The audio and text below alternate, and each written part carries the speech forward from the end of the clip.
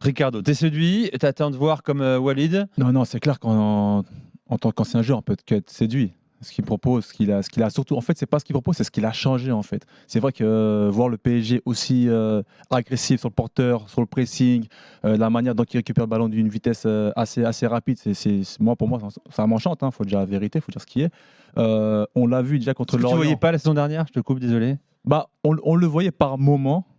Mais c'est vrai que la saison dernière, on se posait plus sur les individualités des trois devant. Donc là, ce qui est chiant, c'est qu'il y a une vraie cohésion offensive.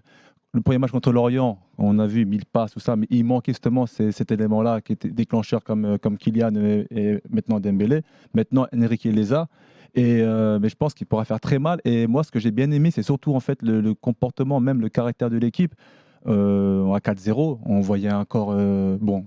C'est normal parce que ça reste Luis Enrique, mais on voit encore le coach gesticuler comme un malade, reprendre de volets, même Donnarumma, tout ça, c'est à 4-0, quoi, ultra domination parisienne. Le coach, oui, Ricardo, mais pas l'équipe. Moi, en deuxième mi-temps, j'ai pas vu une exigence. Moi, j'aurais bien aimé que le PSG mette un vrai score à l'Olympique Lyonnais, même peut-être un score historique. L'exigence, on l'a vu sur le banc, mais ça s'est pas retranscrit. J'ai vu un PSG en gestion en deuxième mi-temps. La réalité, elle est là. Après, inconsciemment, tu peux relâcher. Oui, t'as le droit. Tu vois, quand tu mènes 4-0. Pour répondre à ta question, Nico, on revient d'un PSG tellement antipathique. Il faut aussi se souvenir de là où on vient la saison dernière, la deuxième partie de saison dernière, l'année 2023, le premier semestre 2023 du PSG.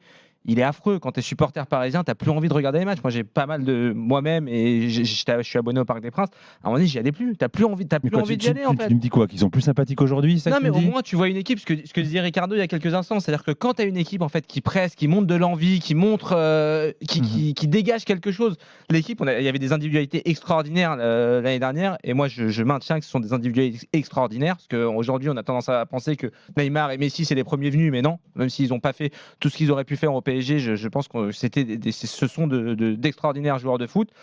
Pour autant, tu sentais pas une espèce de, je sais pas, cette envie, alors peut-être que c'est la nouveauté qui fait ça. Et encore une fois, il faut se rappeler de ce qu'était le PSG au mois d'août la saison dernière. On répète quand même, il y avait eu Clermont 5-0, il y avait eu Montpellier 5-2, ensuite tu vas à Lille 7-1. Et moi je suis tout à fait d'accord avec ce que disait Stéphane dimanche soir, à savoir que le match contre Lyon est très similaire, le match à Lyon, à celui à Lille la saison dernière quand tu gagnes 7-1. Parce que tu avais gagné 7-1 à l'époque et tu avais énormément concédé d'occasions quand même. Là les Lyonnais ils ont tiré 19 fois au but. Donnarumma il a fait peut-être un de ses meilleurs matchs avec le PSG depuis qu'il est là. C'est-à-dire que quand tu es une équipe qui aspire au plus haut niveau, tu peux pas te permettre de concéder autant face à une équipe aussi faible, encore une fois, que l'Olympique Lyonnais, on rappelle, qui est dernier de Ligue 1. Pour autant, il faut aussi rappeler plusieurs choses, c'est qu'au PSG, tu as eu quasiment une moitié d'équipe qui a changé. Et voir ce que tu vois là, collectivement, au bout de seulement 3-4 matchs officiels du PSG, c'est quand même... voilà, Lucas Hernandez n'était pas là il y a quelques semaines. Skriniar, c'est pareil. Ouais. Au milieu de terrain, Ugarte, il faut l'insérer. Zaïre Emery, à ce poste-là, sous Galtier, on l'avait pas beaucoup vu. Il jouait plutôt excentré, il faut aussi rappeler aussi le nouveau rôle un peu de Vitinha qui est important et j'ai l'impression qu'il est en train de digérer un peu son adaptation. Il se sent bien et je trouve que moi ça lui rend service ce rôle-là parce que je le trouve plus épanoui limite dans un nouveau rôle dans un 4-4-2, 4-2-4. Voilà, c'est ça où il va bloquer le côté gauche. On a bien compris l'idée en fait. Que Mbappé fera pas l'idée c'est Kylian, s'il y en a un qui va pas défendre dans cette équipe, ce sera toi. L'année dernière il y a un problème parce qu'il y en a 3 qui voulaient pas défendre. Là t'en as qu'un seul, donc c'est plus cohérent collectivement. Neymar, je trouve, défendait quand même moins. Oui, Neymar faisait pas de manière coordonnée. On peut dire que Neymar défend un peu comme Ousmane Dembélé défend aujourd'hui, c'est-à-dire qu'il fait un minimum de replacement. C'est pas le mec qui va s'arracher énormément, mais il faisait quand même ce boulot-là de replacement qu'Ousmane Dembélé fait très bien depuis qu'il est arrivé. On parlera de lui, je pense aussi. On le fera. Et il mérite aussi qu'on s'attarde sur lui, mais voilà, tu sens qu'il y a quelque chose de nouveau qui est en train de se mettre en place, qui donne envie d'être regardé. Pour autant, le vrai juge de paix, et comme chaque année avec le PSG, ce sera la Ligue des Champions. Et cette saison, c'est un petit peu particulier parce que le juge de paix, tu risques de l'avoir dès les phases de poule. Avant, on disait souvent c'est les huitièmes de finale de Ligue des Champions, mais là, l'adversité en poule, tu joues Dortmund, qui n'est pas extraordinaire en Allemagne, mais tu joues Dortmund. Tu as Newcastle, tu as Milan qui cartonne en Italie.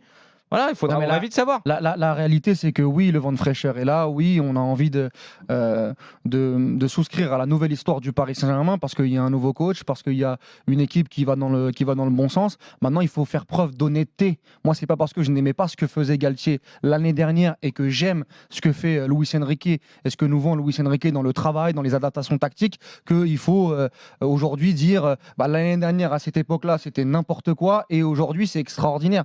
Notamment dans la comparaison avec ce match contre Lille. Parce que si on parle du match contre Lille, s'il y avait bien un match où le PSG avait fait preuve d'exigence de la première à la dernière minute pour essayer de mettre un gros score, c'était ce match contre Lille. Maintenant, on a vu comment ça s'est terminé. Est-ce que tu avais les joueurs pour faire mieux? Ça, c'est autre chose. Et on va voir ce qui va se passer avec cette nouvelle histoire. Mais la réalité, c'est que, comme vient de le dire Jimmy, le juge de paix, il restera sur la longueur, sur quand on va enchaîner tous les matchs tous les 3 jours, les petits pépins physiques, les suspensions, bien sûr. etc. Et là, on va voir véritablement ce que va faire le Paris Saint-Germain. Ouais, mais là, on sent bien quand même qu'il y a une vraie base qui s'est posée avec Luis Enrique. Oui, mais on Plus, l'espère. même comment- Je comment rappelle il a effectivement, construit. on mentionne Lille depuis tout à l'heure. Je rappelle le début de saison du PSG la saison dernière. 5-0 contre Clermont, 5-2 contre Montpellier, contre Lille, 7-1 contre Montpellier, 1 partout contre Monaco. Et pourtant, on n'avait pas un discours aussi.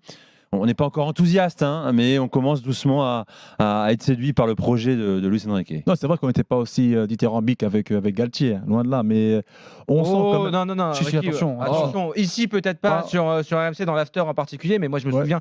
Après à le cette époque, l'année 7-1. dernière, il y avait un article chez un de nos confrères où il disait on va finir la saison invaincue, c'est le pacte que s'est mis le Ah, ça, c'est vestiaire, autre chose, etc. ça. Ouais. Christophe Galtier, c'est formidable, il sait super bien gérer les égos, regardez comment ça marche tout de suite, etc.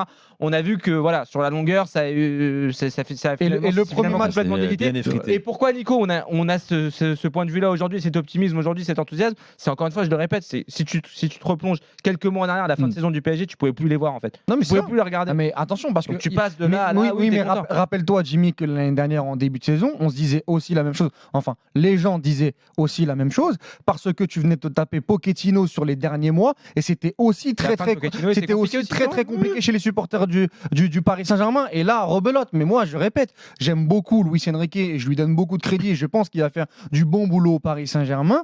Mais la réalité, c'est que l'année dernière, le premier test, c'est contre Monaco au Parc des Princes.